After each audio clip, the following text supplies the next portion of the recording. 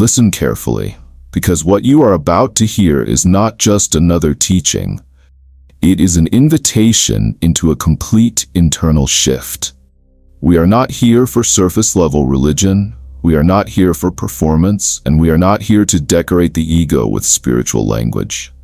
We are here to go deeper than that. We are here to dismantle something. Because the greatest barrier between you and truth is not the world around you. It is the structure within you that you have learned to call yourself. Welcome to Worldwide Truth Ecumenical Movement, where we move beyond division, beyond labels, and into alignment with truth that transforms the way you think, the way you perceive, and the way you live. And today, we are stepping into a dimension that many avoid, because it requires something most people are unwilling to release. It requires the surrender of the ego. Most people don't realize this, but the identity they defend every day is not their original design. It is a construction. It is built over time through experiences, conditioning, survival mechanisms, social expectations, and internal narratives. And in today's world, especially in this era of constant digital exposure and self-optimization, the ego has become more reinforced than ever. You are constantly being told to build yourself, promote yourself, protect yourself, define yourself. But what if the very thing you are trying to strengthen is the very thing blocking you? The ego is not evil. It is a survival tool.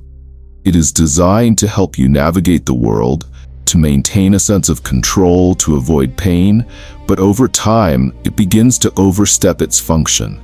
It begins to define your identity instead of protect your existence. And when that happens, it creates separation. Separation from others, separation from truth, and most importantly, separation from the divine nature that you were created to reflect. This is why so many people feel spiritually disconnected even when they are practicing. They are praying, they are speaking, they are learning, but they are doing it from within the structure of the ego. So everything becomes filtered through me, my progress, my growth, my understanding, my experience. And without realizing it, the self becomes the center instead of truth.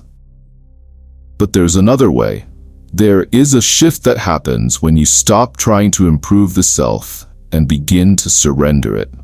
Not in a passive or defeated way, but in a conscious, intentional release of control.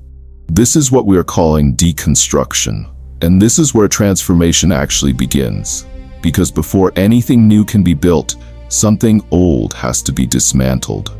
The patterns you think from, the reactions you default to, the identity you defend, the narratives you repeat internally.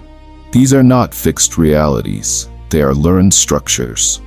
And neuroscience even supports this at a basic level. Your brain builds pathways based on repetition. The more you think a certain way, the more automatic that thinking becomes. The more you react a certain way, the more that reaction becomes your default. So when we talk about rewiring, we are not talking about magic. We are talking about awareness and repetition. We are talking about interrupting automatic patterns and introducing a new alignment. And one of the most powerful ways this has been practiced historically is through intentional, rhythmic prayer.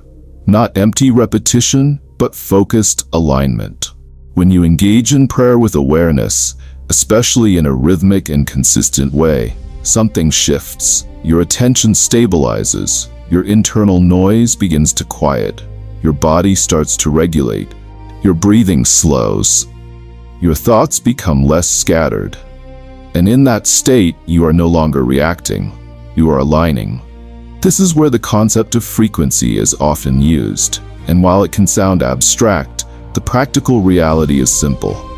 What you focus on consistently shapes your internal state, and your internal state influences how you perceive and respond to the world.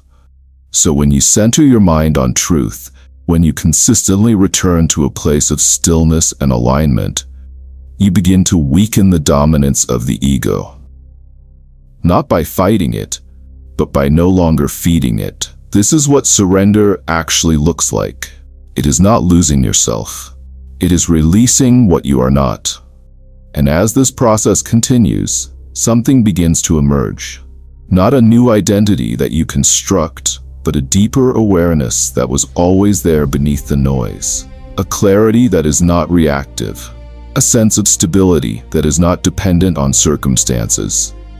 A way of being that is not constantly trying to prove or defend itself. This is what it means to align with the nature of the Messiah. Not as a concept, but as a lived reality. It is a shift from striving to stillness, from control to trust, from performance to presence. And this does not mean you stop functioning in the world. It means you begin to function differently within it. You speak, but not from insecurity. You act, but not from fear. You create, but not from ego-driven validation.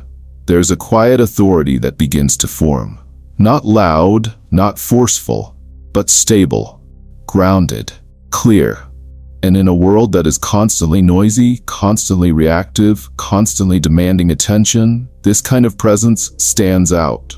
Not because it is trying to, but because it is not trying at all. But this process requires consistency.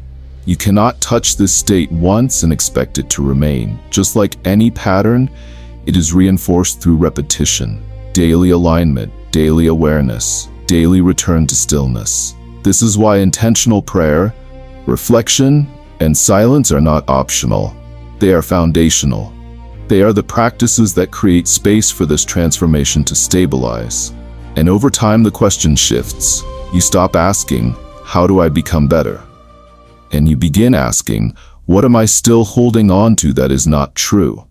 Because transformation is no longer about addition. It becomes about subtraction. Releasing tension, releasing narratives, releasing the need to control everything. And what remains is clarity.